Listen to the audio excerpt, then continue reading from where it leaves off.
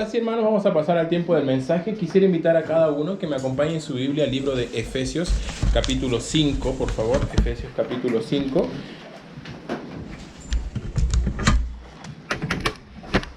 Mientras continuamos la temática de este mes, que es la familia cristiana.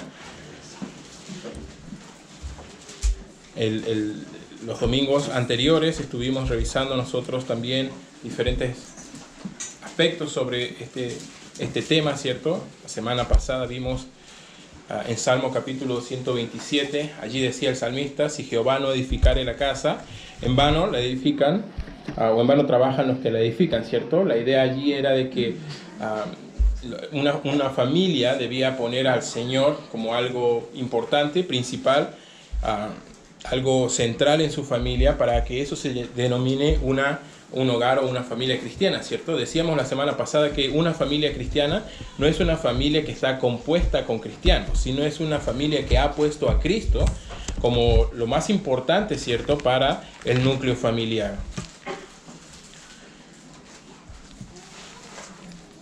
Poner a Cristo significa aceptar en primera instancia, o digamos, de dónde viene la familia. Lo vimos la semana pasada, que el origen mismo es de Dios.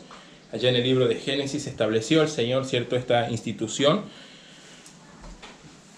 Y también le dio propósito a la misma, ¿cierto?, que era para glorificar a Dios a través de los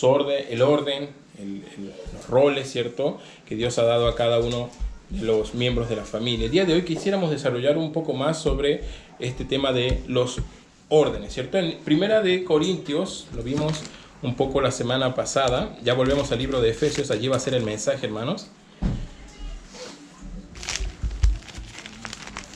Por favor, Primera de Corintios, capítulo 8. Nosotros mencionamos algo la semana pasada acerca del orden que daba Dios para la familia. Primera de Corintios, capítulo 8, versículo, por favor, mira lo que dice.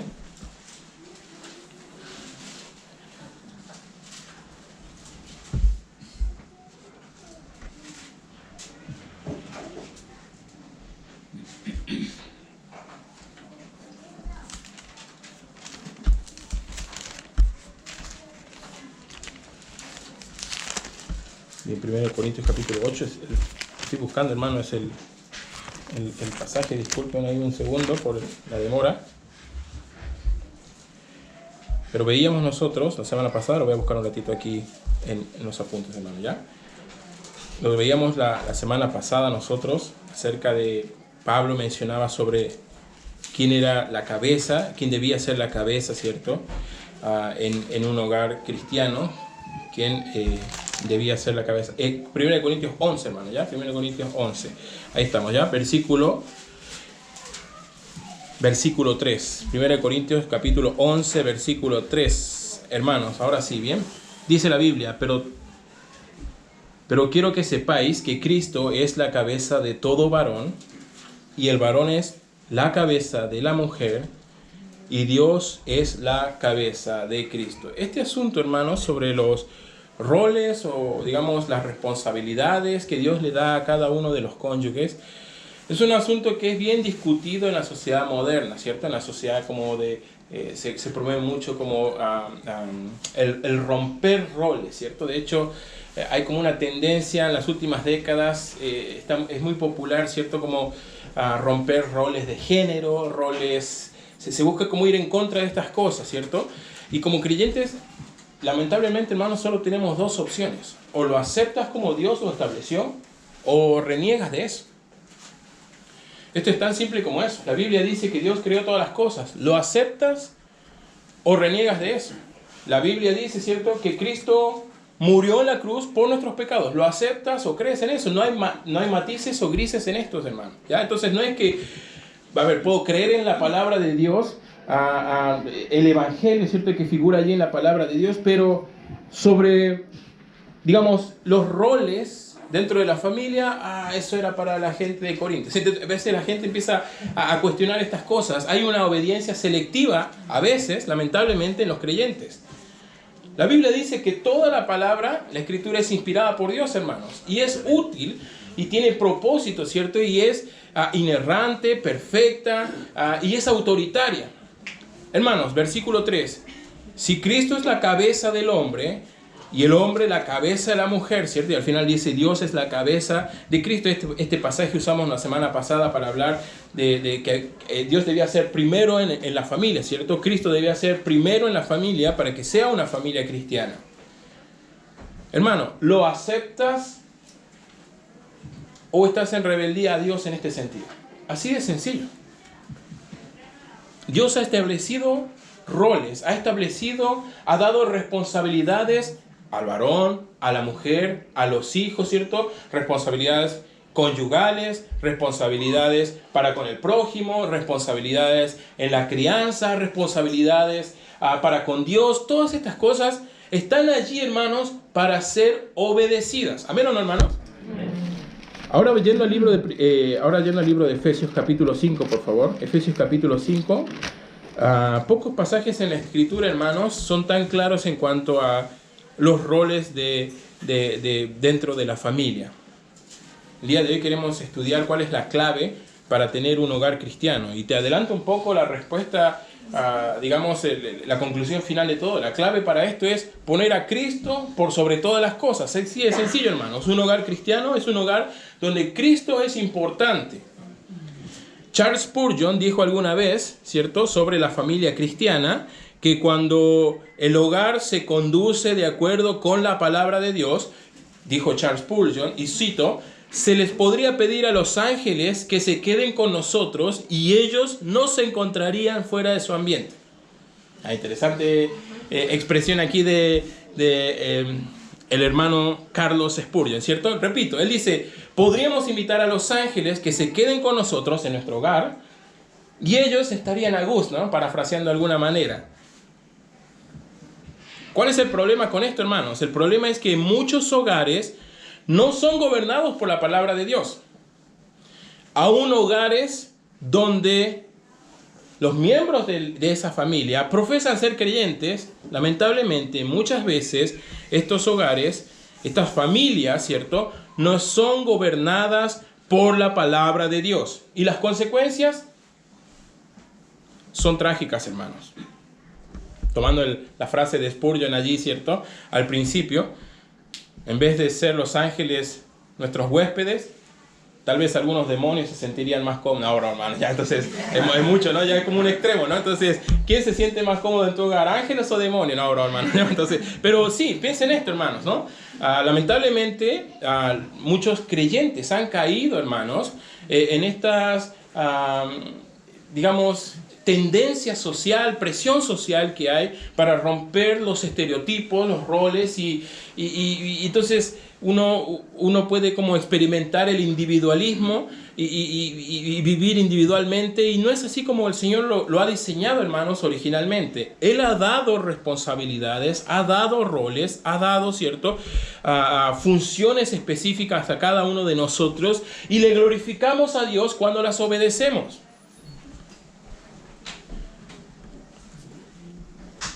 Entonces quiero animarte a pensar en esto un poco el día de hoy. ¿Tu hogar es una extensión del paraíso o del infierno? Ya de nuevo con el extremo, ya no quiero como sonar muy fuerte con eso, pero sí, hermanos.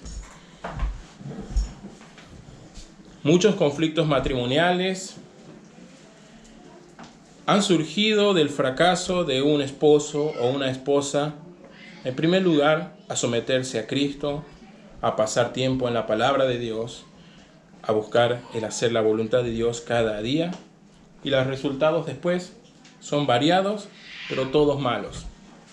Y todos estos problemas dentro de un hogar, ¿cierto?, obedecen a lo mismo, hermanos. Las personas que han abandonado, ¿cierto?, su relación personal con Dios, han renegado del diseño y los roles y responsabilidades que ha dado Dios, han dejado de pasar tiempo en la palabra y han llevado esto entonces finalmente a resultados y consecuencias lamentables en diferentes hogares, incluyendo hogares de cristianos. Por eso, hermanos, quiero hacerte una invitación, porque un hogar que desobedece la palabra de Dios es como un campo no listo para la siega, como dice ahí el Señor, ¿no?, que los campos están para la siega, sino un campo para la guerra, ¿no? Entonces, Por eso es importante, jóvenes, solteros, casarse con otro creyente, ¿bien? Esto también lo manda Dios. Por favor, 2 Corintios capítulo 6, 2 Corintios capítulo 6, versículo 14. Esto también es algo, hermanos, para los solteros, los jóvenes, que o aceptas o estás en rebeldía a lo que Dios manda. No os unáis en yugo desigual con los incrédulos, porque ¿qué compañerismo tiene la justicia con la injusticia? ¿O qué comunión tiene la luz con las tinieblas? Versículo 15. ¿Y en qué concordia Cristo con Belial o ídolo, cierto? Entonces, no, yo creo en Cristo, pero mi pareja en el cuarzo, ¿cierto? ¿No? En el horóscopo. Hermanos, esto puede ser, digamos, haber mucha química, haber otras cosas, pero desobedecer a Dios en este sentido es una invitación a una guerra civil futura, ¿cierto? En el hogar. Volviendo entonces al libro de Efesios capítulo 5, quiero invitar, hermanos, a cada uno de nosotros el día de hoy que pensemos en esto. ¿Acaso nuestro hogar es una extensión del paraíso? ¿Ángeles estarían cómodos allí o lo contrario? Mira lo que dice Efesios capítulo 5, versículo 21.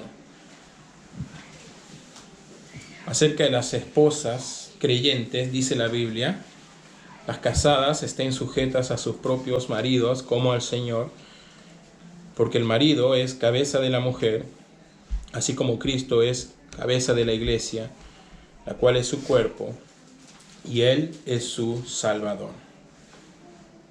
Mira 24. Así que, como la iglesia está sujeta a Cristo, así también las casadas lo estén a sus maridos en todo.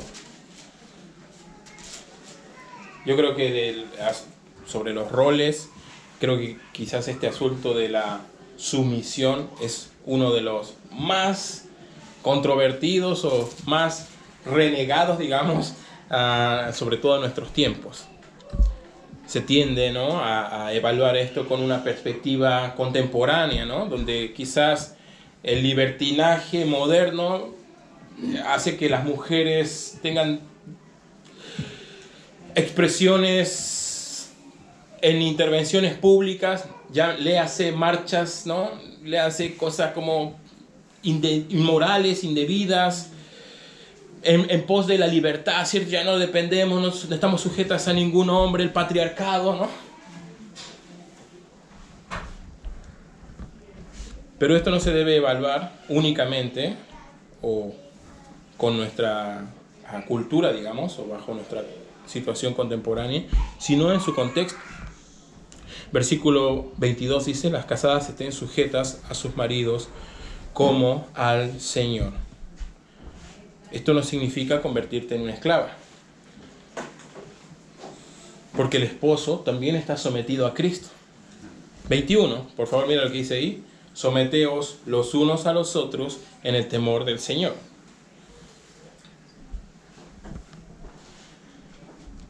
No te conviertes en la esclava de alguien, ¿cierto? En la servidora, la servidumbre de alguien. Si ambos viven bajo el señoría de Cristo, hermanos, solo puede haber armonía.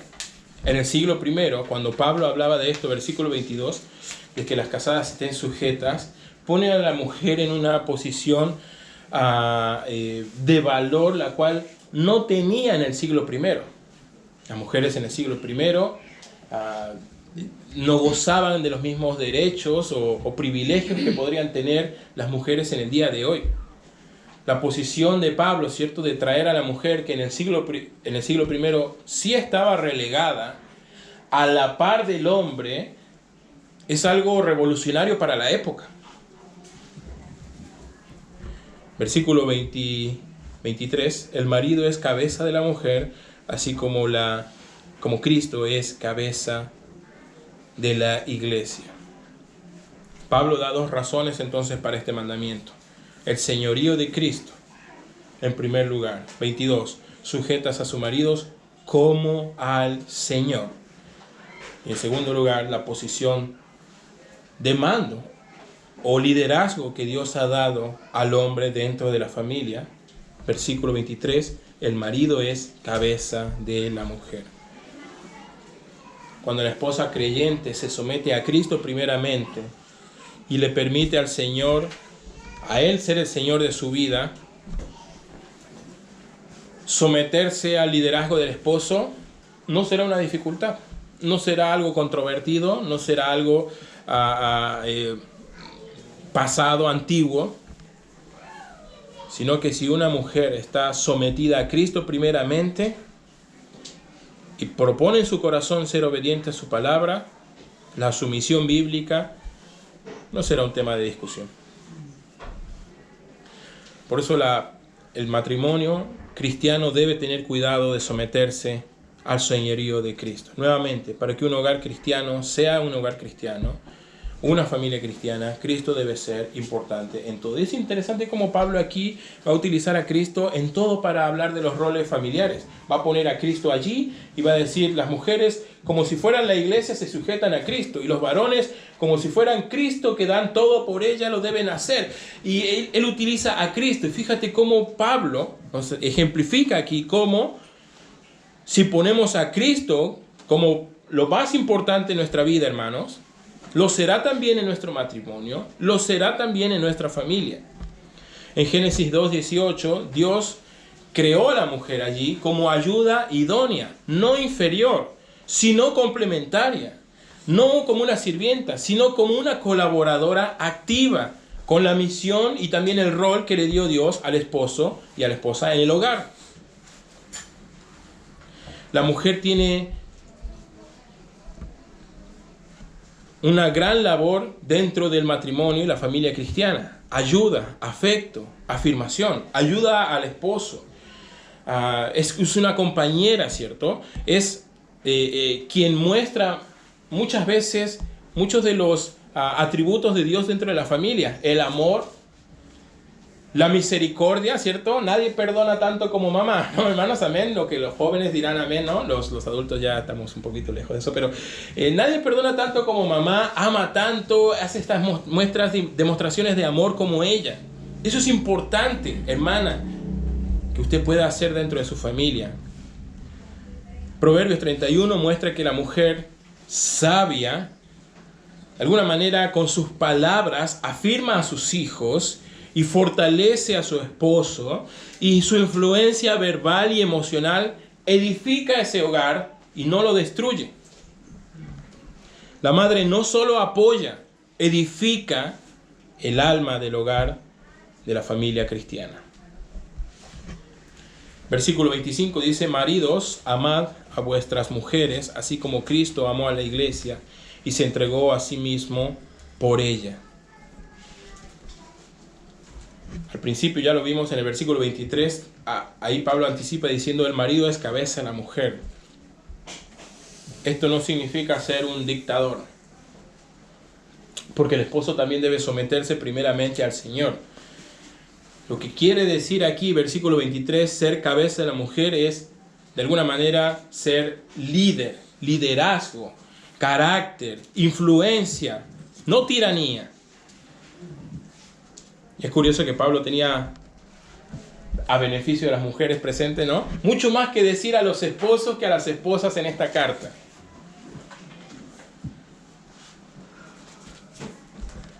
Le pone a los hombres el modelo más elevado que puede haber, que es Cristo, amando a su iglesia, amando a los suyos.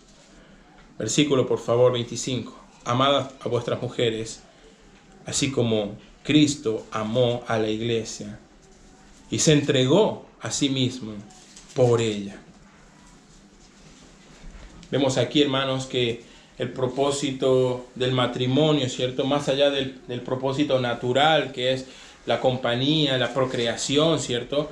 El cultivar relaciones personales, más allá de lo emocional, más allá de lo social, más allá de lo natural, lo físico. Vemos aquí que un propósito mayor que todos estos del matrimonio es un propósito espiritual, en el que esposo y esposa experimentan entre sí la sumisión mutua y el amor de Cristo. Versículo 25 nuevamente. Amad a vuestras mujeres, así como Cristo amó a la iglesia y se entregó a sí mismo por ella.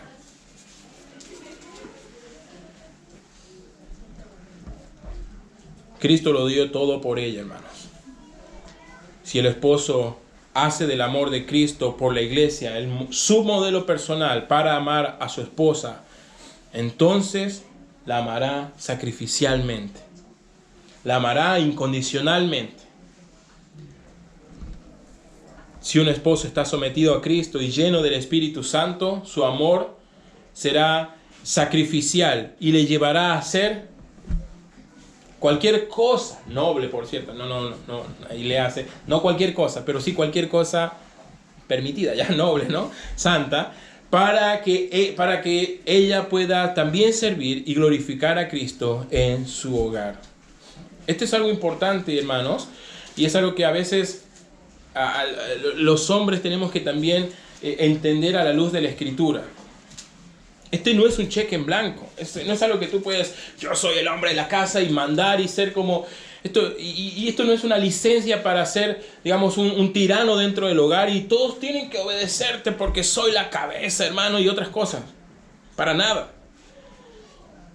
A veces un poco casi nos compadecemos con algunas mujeres, ¿cierto? Porque muchos hombres, no son dignos de ser seguidos. Todos quieren ser cabeza, pero algunos parecieran ser cabeza hueca. No, broma. Entonces, ese se me fue, hermano, disculpe, no, por favor, ¿no? Estuvo bueno. Estuvo bueno. Sí. Varones, procura someterte primeramente a Cristo sobre todas las cosas. Hermanos, ¿amén o no?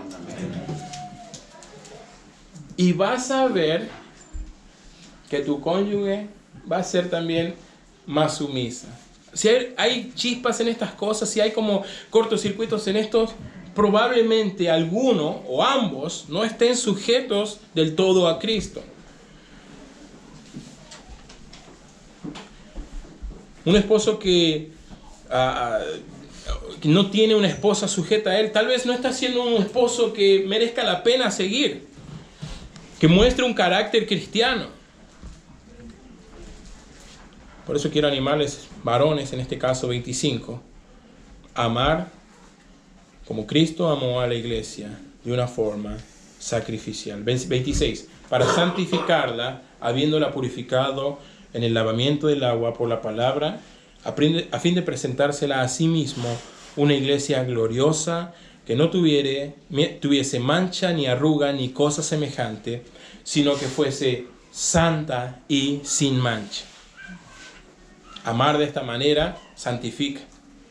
Santifica al esposo. Santifica a la esposa. Cuando hablamos de santificación, hablamos de este proceso de crecimiento espiritual. Vamos madurando espiritualmente en el Señor. La iglesia hoy en día no es perfecta, pero se está santificando. En los cónyuges tampoco somos perfectos. Cada uno de nosotros casados, estamos casados con un pecador o una pecadora. Pero con la ayuda del Señor y sujetos a Él, podemos ir santificándonos. Versículo, por favor, mira lo que dice 26. Purificando en el lavamiento, como si nos fuéramos lavando, ¿cierto? Limpiando. Al final 27 dice, sí, para que fuese santa y sin mancha, ¿cierto? Como si uno limpiara algo y va como limpiando las manchas, las suciedades, las cosas que no son buenas, ¿cierto? Manchas de, entre comillas, suciedad causada por la suciedad exterior. Bueno, la palabra de Dios puede santificar y purificar aquello. La iglesia necesita constante limpieza porque se ensucia con el mundo. los cónyuges necesitan constante limpieza porque se ensucian con el mundo. Y el agente limpiador es la palabra de Dios. No solamente la santificación, versículo 28, así también maridos deben amar a sus mujeres como a sus mismos cuerpos. El que ama a su mujer, a sí mismo se ama. Nadie aborreció jamás a su propia carne, sino que la sustenta y la cuida, como también Cristo a la iglesia. Porque somos miembros de su cuerpo y de su carne y de sus huesos, y por esto dejará el hombre a su padre y a su madre, y se unirá a su mujer, y los dos serán una sola carne. Un hombre que ama como Cristo a su cónyuge es alguien que se santifica y santifica la relación matrimonial y santifica a su esposa. Es alguien que sustenta a ella. Es alguien que cuida. Versículo, por favor, nuevamente. 28 dice: amad a sus mujeres como a sus mismos cuerpos. Ahí habla de cuidado. Habla de protección, cobertura. El hombre que ama a su esposa en realidad está amando a su propio cuerpo, porque la Biblia dice que son los dos una sola carne en la unión matrimonial. Tan unidos están los esposos que la Biblia dice que son una sola carne. Su unión es mucho más cercana. No hay nada que se compare a la unión conyugal, ni las relaciones entre padres e hijos o hermanos se comparan a este tipo de relación.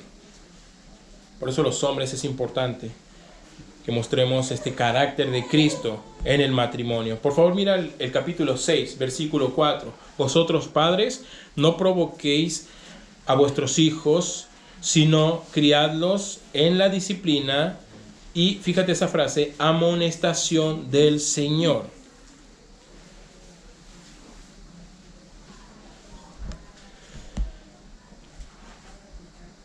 No tiranos, no autoritarios,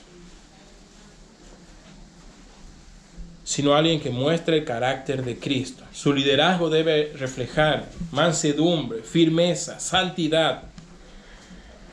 El padre debe proteger emocional, física, pero sobre todo espiritualmente a su familia.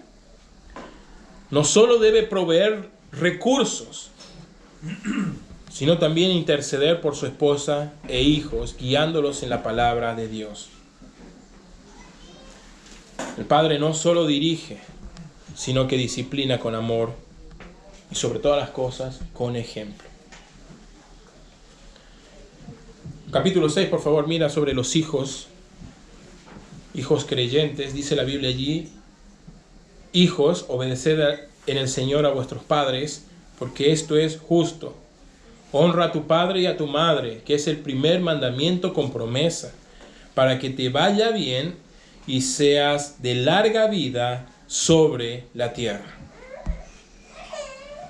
Antiguamente no había sala cuna. De hecho, la sala cuna, las clases dominicales son relativamente inventos modernos, ¿no? En la revolución industrial, la mujer sale también al campo laboral y dicen, ¿qué hacemos con los hijos? Ya entonces se crearon, digamos, ¿no? Esto como la educación y las escuelas, y también como fueron pioneras, ¿no? Puritanos allí en el siglo XVII, XVIII, utilizaron la Biblia para alfabetizar a los niños, ¿cierto? Como guardería para los niños, y después la intervención estatal fue formando, digamos, las escuelas y otras cosas que son, nuevamente, no quiero decir como inventos modernos, pero son relativamente recientes en la historia humana. A veces se piensa en la sociedad moderna, ¿no? Si mi hijo no va a la escuela, ¿qué va a hacer? Bueno, 5.000 años no fueron y no pasó nada, ¿cierto? Entonces, no va a tener amigos, pero, hermano, ¿no? De hecho, a veces en los colegios son más contraproducentes que beneficios, sobre todo en esta área espiritual, ¿cierto? Porque delegamos mucho de su educación a personas que no son salvas, que no son creyentes, que están muchas horas con nuestros hijos influenciándonos, además de pasar materia, influenciándonos negativamente, ¿no? Si vuelven del colegio con palabras nuevas, ¿cierto? Vuelven del colegio con canciones que no son no sé qué, que vuelven del colegio con cosas aprendidas más allá de la materia. No sé, hermanos, ahí los padres deben pedir sabiduría a Dios. Escuela en casa, tal vez. Una opción, no sé, pero colegios cristianos.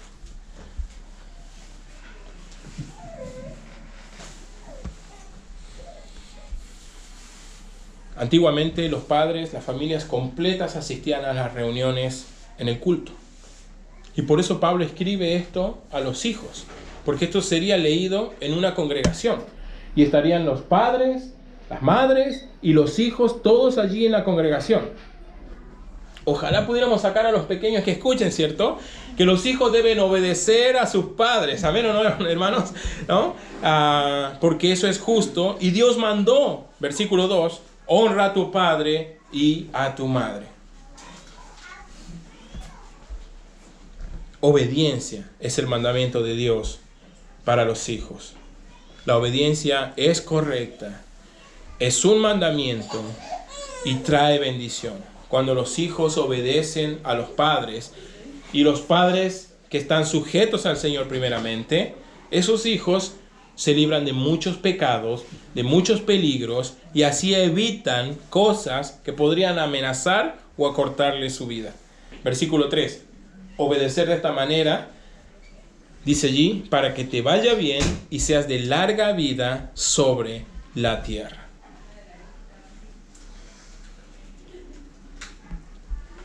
Por eso es importante, ¿no? ¿Cierto? Y Pablo habla primero de los cónyuges, esposa, ¿cierto? Porque esto después tiene como un efecto casi como de derrame hacia abajo, ¿cierto? Si el hombre, que es la cabeza del hogar, no está sujeto a Cristo, la mujer no se va a querer sujetar a su esposo. Y los hijos, si obedecen a sus padres, que no están sujetos a Cristo, o renegando, desobedientes al diseño de Dios, bueno, no hay mucha expectativa de que tengan un gran carácter esos hijos también.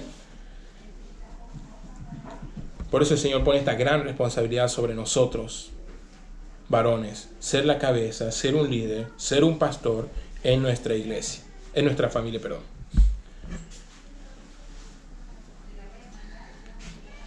Versículo 3, para que te vaya bien y seas de larga vida. La vida no solamente se mide,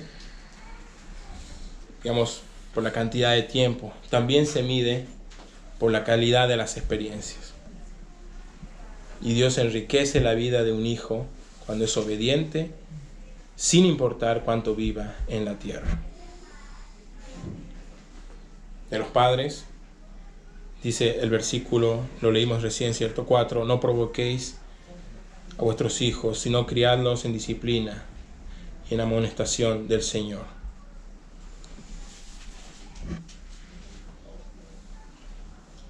Mencionamos un poco sobre la educación, ¿cierto?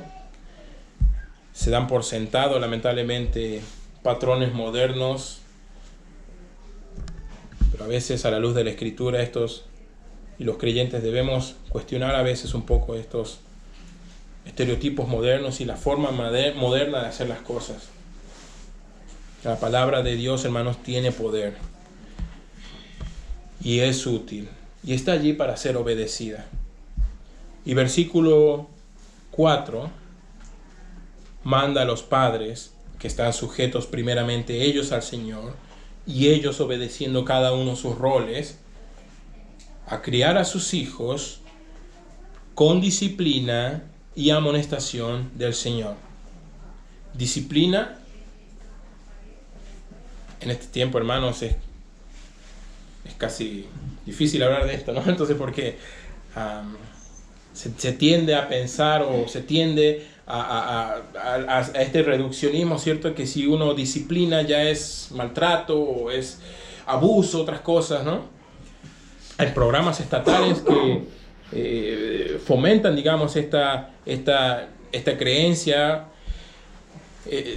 este reduccionismo que se hace. Versículo 4 Dice, no provoquéis a vuestros hijos, sino criadlos en disciplina y amonestación. Fíjate, del Señor. Un padre sujeto al Señor ejercerá una disciplina acorde también a la palabra del Señor. Pero debe haber una disciplina. Alguien debe mandar, hermanos, en el hogar, ¿cierto? Si no manda el padre, si no es cabeza el padre, mandan los hijos entonces. Entonces, alguien debe mandar. Deben haber límites para que se sepan cuando se pasan esos límites. Los padres a veces desaniman a sus hijos cuando dicen una cosa y hacen otra, cuando tienen falta de carácter. O cuando siempre culpan y nunca alaban. Cuando son inconsistentes e injustos en su disciplina. Y cuando muestran favoritismo en el hogar. Esta es la advertencia que hace Pablo aquí, versículo 4. No provoquéis a ira a vuestros hijos. Cuando decimos algo y hacemos otra cosa, cuando ellos pueden ver, ¿cierto?, esa inconsistencia en nosotros, cuando solo criticamos, ¿no?, y nunca reconocemos las cosas que hacen también, esa inconsistencia la notarán. Y tal vez los padres puedan engañar a sí mismos y a mucha gente fuera del hogar. Hermanos, pero no podemos engañar a nuestros hijos. Ellos sabrán y se dan cuenta el tipo de carácter que hay en nosotros. Cuando se promete algo y no se cumple. Cuando los padres subestiman los problemas que tienen los hijos. Esto es provocar a ira a ellos. Los padres creyentes necesitamos ser llenos del Espíritu Santo, hermanos, para ser sensibles a estas necesidades y los problemas de nuestros hijos. Y en cuanto a la disciplina que menciona el versículo 4, si se dejan los hijos a su voluntad, serán rebeldes. Por eso es necesario que los padres los instruyan. Y en la Biblia hay varios ejemplos de qué pasa cuando no se pone límites a los hijos. Por ejemplo, David mimó a Absalón y le dio un mal ejemplo y los resultados fueron trágicos. Porque David no disciplinó a sus hijos y estos trajeron desgracia después a su nombre y derrota a la nación de Israel. Incluso hasta sus últimos años, Isaac consintió a Esaú, mientras que su esposa presentaba o mostraba un favoritismo por Jacob. Y el resultado es un hogar dividido. Muchos educadores modernos dicen, deja al niño que se exprese. Tal vez nos dicen que si disciplinamos arruinaremos su personalidad. Sin embargo, la disciplina es un principio básico de la vida y una evidencia de amor. Hebreos capítulo 12, versículo 6. Hebreos capítulo 12, por favor, versículo 6. Vamos a ver allí lo que dice ese versículo. Hebreos 12, versículo 6.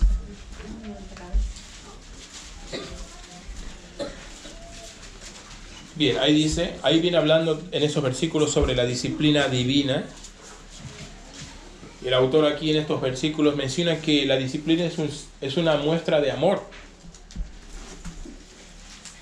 De alguna manera dice que si los hijos no disciplinados es como si no tuvieran padre, es como si fueran bastardos, dice allí como la escritura, un poco fuerte en ese sentido. Y concluye diciendo esta frase, porque el Señor al que ama, disciplina y azota a todo aquel que recibe por hijo. Por favor, mira el versículo siguiente. Hebreos 12, por favor. Versículo 7 dice, si soportáis la disciplina, Dios os trata como a hijos. Porque, ¿qué hijo es aquel a quien el Padre no disciplina? 8. Pero si se os deja sin disciplina, de la cual todos han sido participantes, entonces sois bastardos y no hijos. 9. Por otra parte, tuvimos a nuestros padres terrenales que nos disciplinaban y los venerábamos. ¿Por qué no obedeceremos mucho más al Padre de los Espíritus y viviremos? Aquellos, versículo 10, los padres terrenales, ciertamente por pocos días nos disciplinaban como a ellos les parecía. ¿Cuántos diríamos que hemos crecido tal vez en un hogar que no era cristiano? Y tal vez nuestros padres ejercieron un abuso de la disciplina. En décadas pasadas, era muy corriente, ¿cierto? Que padres lamentablemente abusen de esta autoridad que el Señor ha puesto sobre ellos. Y eso dice el versículo 10. Ellos lo hacían como les parecía, ni sabían. Pero refiriéndose a Dios, para lo que nos es provechoso, para que participemos de su santidad. 11. Y es verdad que ninguna disciplina en el momento, ¿cierto?, parece ser causa de gozo, sino de tristeza. Pero después da fruto apacible de justicia a los que en ella han sido ejercitados. Es como decir, esto me duele más a mí que a ti. No. Entonces sí, y en el momento no es una situación agradable. Poner límites, establecer, ¿cierto?, una raya y bajo pena, ¿cierto?, de ser castigado si se pasa de aquello. Proverbios 13:24 dice: el que detiene el castigo a su hijo lo aborrece, mas el que lo ama desde temprano lo corrige. Ellos, nuestros hijos, deben saber que nos importan lo suficiente como para levantar muros de protección alrededor de ellos hasta que puedan cuidarse por sí mismos. Nunca sabrán que se pasaron de la raya si no hay una raya bien marcada. Pero todo esto, versículo 21, 5:21, debe ser en el sometimiento y en el temor de Dios. Todo debe girar en torno a la persona de Cristo. Las mujeres sujetas a su esposo, como la iglesia a Cristo. Los esposos, amar incondicionalmente, sustentar, cuidar, cubrir, proteger, liderar, como Cristo a la iglesia. Los padres deben educar, disciplinar, establecer límites, reconocer las cosas buenas de sus hijos. Versículo 6:4 dice ahí, en la amonestación del Señor. Y los hijos deben obedecer a sus padres porque el Señor lo ha mandado así en su palabra. Cristo debe ser el punto importante, lo central en una familia para que ésta sea una familia cristiana.